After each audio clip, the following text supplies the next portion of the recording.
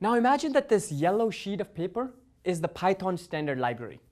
Imagine that this is what we got when we downloaded Python. Inside Python is a file named Webbrowser. And inside Webbrowser is a function called open. Now this is the function that allowed us to play the YouTube video. Much like Webbrowser, there is another file or module inside the Python standard library. It's called time. And time has several functions defined inside of it. Two of them are ctime, which gives you the current time, and sleep, which suspends program animation for a little bit. Now here's a thought.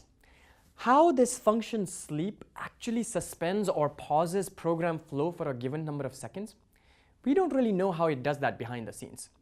In much the same way, how this function open opens up a web browser to play a YouTube video for us, we don't quite know how it does that behind the scenes also. That detail is hidden from us. And this hiding of detail in programming is called abstraction. Now, this idea of abstraction is a really powerful one in programming because it allows us to focus on the program that we actually want to write, which is the take a break program.